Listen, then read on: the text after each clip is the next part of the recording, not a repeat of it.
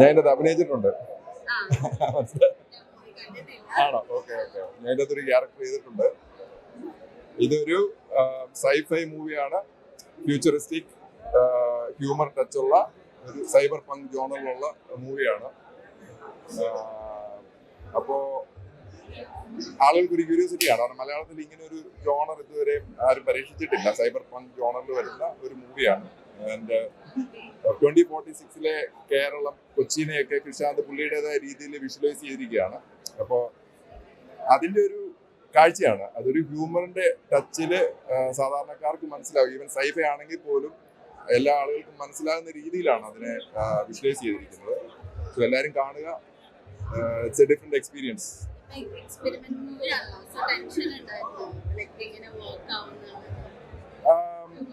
Work ആവുന്ന തന്നെ ആണ്. കാരണം എക്സ്പെരിമെന്റിൽ എന്ന് പറയുമ്പോൾ ആളുകൾ എപ്പോഴും ഡിഫറെന്റ് ഒരു എക്സ്പീരിയൻസ് ആണല്ലോ സിനിമയിൽ നിന്ന് പ്രതീക്ഷിക്കുന്നത്. അത് ഇതിൻ്റെ അകത്ത് 100% ഉണ്ട് ആ എക്സ്പീരിയൻസ്. അപ്പോൾ അതുകൊണ്ട് സിനിമ കാണാൻ വന്നു കഴിഞ്ഞാൽ അതൊരു തിയേറ്ററിക്കൽ എക്സ്പീരിയൻസും കൂടെയാണ്. അതിന്റെ മൊത്തത്തിലുള്ള ഒരു ഇപ്പം സ്കൈൽ കൂടെയൊക്കെ കാറ് പോലത്തെ വെഹിക്കിളൊക്കെ പോകുന്ന വിഷൻസ് ഉണ്ട്. നമ്മളത് തിയേറ്ററിൽ എക്സ്പീരിയൻസ് ചെയ്താലേ ഉള്ളൂ അതിന്റെ ഒരു ഫീൽ കിട്ടത്തുള്ളൂ. നമ്മൾ ചെറിയ സ്ക്രീനിൽ കാണുന്നതിലും തിയേറ്ററിൽ കാണുന്നതും തമ്മിൽ നല്ല വ്യത്യാസമുണ്ട്, പ്രത്യേകിച്ച് ഈ മൂവി. കാരണം ഒരുപാട് വിഷ്വൽ എക്സ്പീരിയൻസ് ഉണ്ട് അതിന്.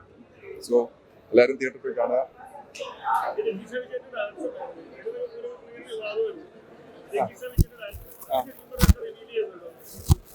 അല്ല, അത് നിങ്ങൾ സിനിമ കാണുമ്പോൾ നിങ്ങൾക്ക് മനസ്സിലാവും എന്തുകൊണ്ടാണ് അങ്ങനെ ഒരു ആ ഡാൻസിനെ കുറിച്ചല്ലേ ചോദിച്ചോ. സിനിമ കാണുമ്പോൾ തീർച്ചയായിട്ടും മനസ്സിലാവും അത് എന്തിനു വേണ്ടി ആയിരുന്നു ആ ഡാൻസ് എന്നുള്ളത്. അപ്പം ആ ചോദ്യത്തിനുള്ള ഉത്തരം അവിടെ കിട്ടും. ഞാൻ അതിനെ കുറിച്ച് ഡീറ്റെയിൽസ് പറയുന്നില്ല. സിനിമ ആളുകൾ കാണട്ടെ.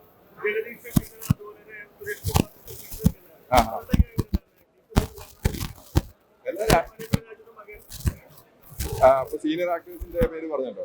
അവരുടെ അഭിനയത്തെ കുറിച്ച് പറയേണ്ട കാര്യമില്ല.